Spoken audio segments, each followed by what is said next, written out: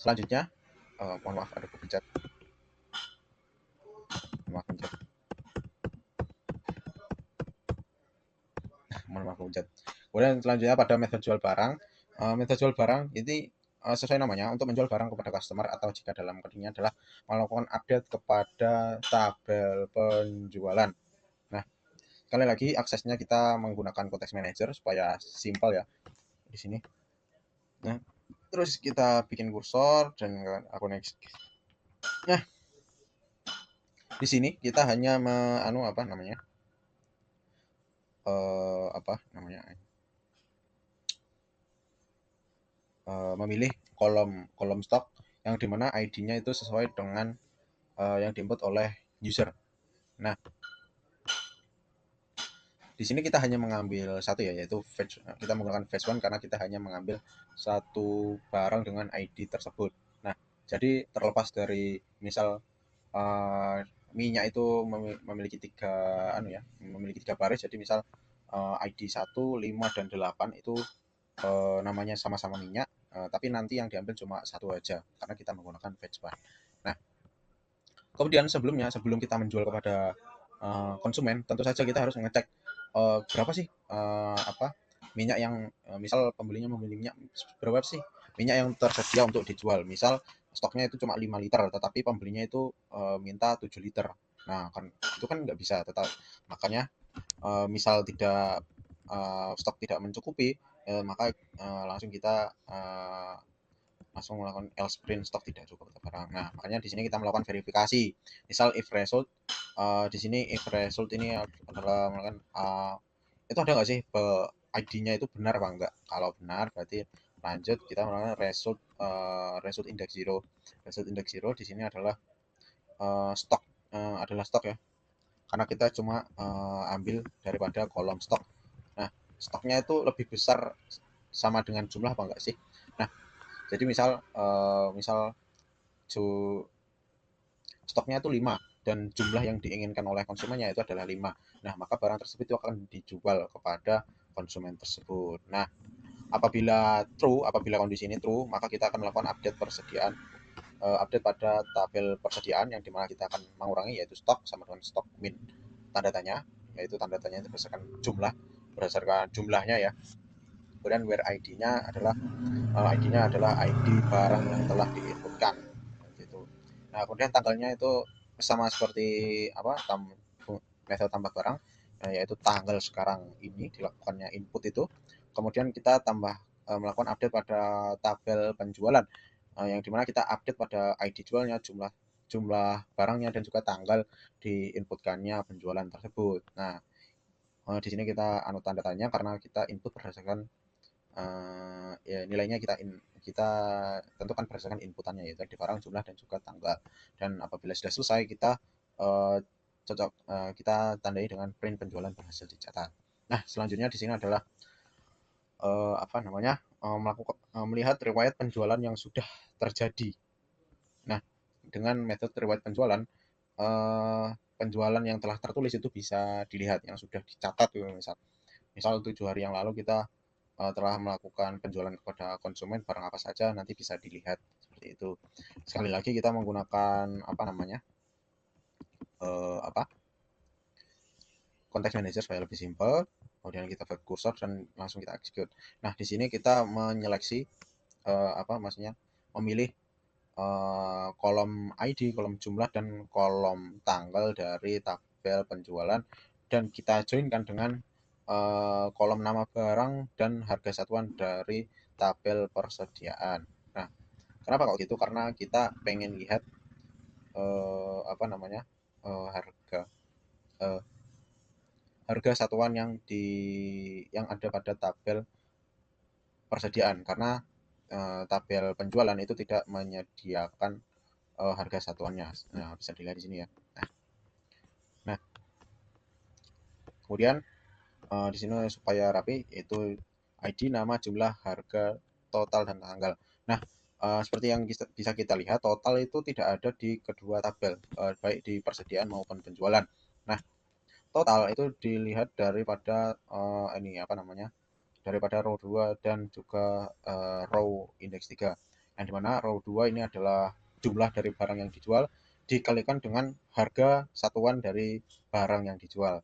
Nah, jadi di sini kita print ini total atau seberapa banyak nilai yang kita jual kepada customer. Nah, selanjutnya di sini adalah kelas menu toko yang merupakan child class daripada apa namanya dari kelas toko. Nah, di sini adalah menampilkan ya menu-menu yang ada. Nah, di sini kita melakukan while true yang dimana akan di break apabila satu syarat itu terpenuhi. Nah, di sini kita melakukan print pilihan menu apa saja sih yang bisa di input oleh karyawan. Nah, di sini kita memberikan 6 opsi, yaitu 1 tambah barang, 2 lihat seluruh cabang, 3 cari barang, 4 jual barang, 5 riwayat penjualan, dan 6 adalah keluar. Nah, apabila satu maka kita apa namanya? Apabila satu kita akan menambahkan barang dan kemudian kita akan diminta untuk melakukan input pada nama barang, stok dan juga harga satuannya. Nah, kemudian kita memanggil fungsi method tambah barang dengan inputan nama stok dan harga.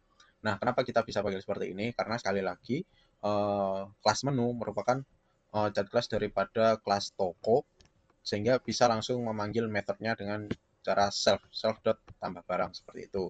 Nah, di sini kita menggunakan try ya, dan apabila error maka kita print kesalahan saat menambahkan barang seperti itu. Nah, kemudian selanjutnya apabila kita mengetik dua maka akan memanggil metode lihat barang. Nah, metode lihat barang. Nah, di sini metode lihat barang. Kemudian apabila pilihan 3 kita mencari barang ya. Nah, dimana kita akan melakukan input berupa keyword yang di sini adalah hal nama daripada barang tersebut. Nah, nama daripada barang tersebut kemudian dimasukkan sebagai input dalam metode cari barang. Nah, seperti itu. Nah, di sini kan cari barang perlu input yaitu keyword ini. Nah, kemudian apabila kita mengetik 4, maka kita akan menjual barang kepada konsumen. Nah, apabila kita mengetik 4, maka kita akan diminta untuk melakukan input ID barang, yaitu ID barang ID barang yang akan dijual dan juga jumlah barang yang akan dijual itu berapa. Nah, di sini kita melakukan menggunakan try dan juga exception, di mana apabila salah ada kesalahan langsung saja kita karena menggunakan exception sangat umum ya, langsung print kesalahan saat melakukan penjualan, dan adalah error yang terjadi. Kemudian kelima adalah melihat riwayat penjualan, langsung saja memanggil method riwayat penjualan ya, dan itu nggak perlu input. Kemudian apabila memilih 6 maka akan menutup toko maka akan melakukan break dan memprint saatnya menutup toko. Dan apabila pilihan selain daripada 1, 2, 3, 4, 5, dan 6 maka kita akan melakukan print pilihan tidak valid.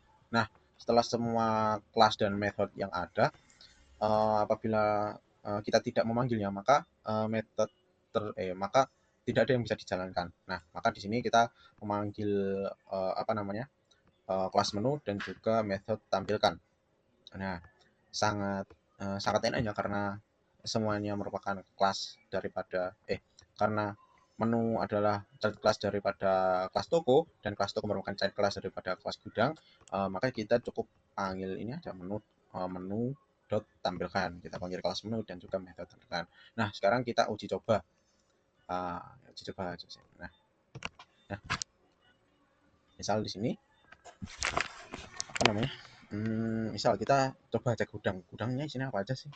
Kita kedua oh ternyata isinya itu minyak dan wijen. Nah, perlu di sini misal di gudang ini untuk setiap pemasukan input stok ke dalam gudang di waktu yang berbeda, maka ID yang dimilikinya itu akan berbeda.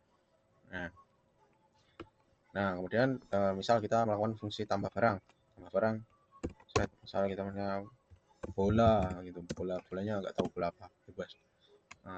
Bola stoknya kita 100 gitu, harga satunya 5.000 biar bola buat bocil-bocil itu ya, buat main bola plastik itu.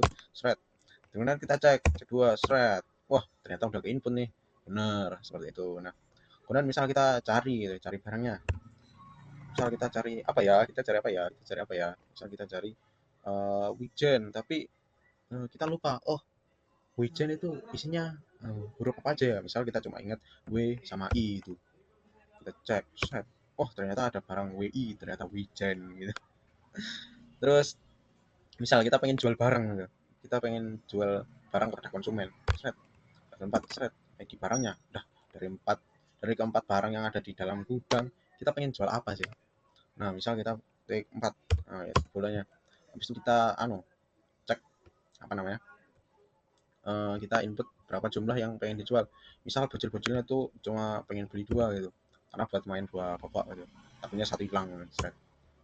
Nah, terus penjualan berhasil dicatat. Nah, kita kan udah berhasil menjual, tapi nggak tahu itu masuk pencatatan apa enggak. Nah, kita ketik 5, set. Wah, nah, kita biar. Nah, seperti ini. Nah, 005 dan ini adalah lewat penjualannya. Set. Oh, ternyata sebelumnya kita pernah menjual Wijen ya. Pada tanggal 26 Mei, dan oh, ini adalah penjualan yang barusan kita lakukan. Wah, tapi nggak percaya, coba kita coba jual lagi ya. Misal ini jual barang, seret, pilih menu, ID-nya apa ya, kita jual apa ya, misal kita jual minyaknya, kita jual minyak, seret, satu, dan sebenarnya misal kita jual, kita habisin coba, seret, nah, terus kita cek lagi riwayat penjualannya, seret, oh, nol. Nah, seperti itu. Dan benar, riwayat penjualannya itu tercatat. Nah, kemudian kita keluar ya, keluar daripada menu thread. Nah, akan terano saatnya menutup toko seperti itu. Nah, kemudian dari penugasan Ibu Laili, itu terdapat 6 prasyarat, yaitu library, regular expression, random error and exception, database, file handling, object oriented programming, dan juga tambahannya adalah naming convention yang akan dikoreksi oleh Ibu Laili sendiri, Ibu Laila. Kemudian untuk library-nya itu bisa kita lihat di sini ada baris 1 sampai dengan 4. Aduh, maaf. Kemudian untuk regular expression-nya itu bisa kita lihat di sini. Ini di baris 53 di sini.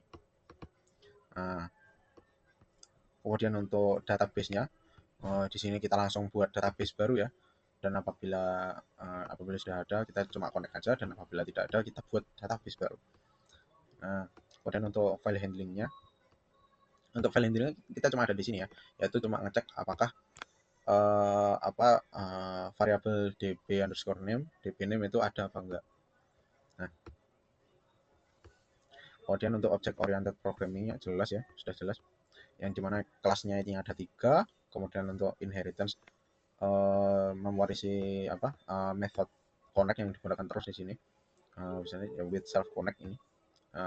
Dan untuk menu memanggil metode daripada yang ada di kelas kelas toko.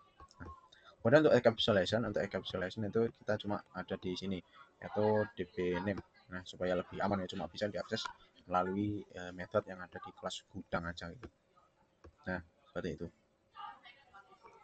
Nah, baik, segitu saja yang bisa saya sampaikan. Untuk segera kekurangannya saya mohon maaf. Sekian, wassalamualaikum warahmatullahi taala wabarakatuh.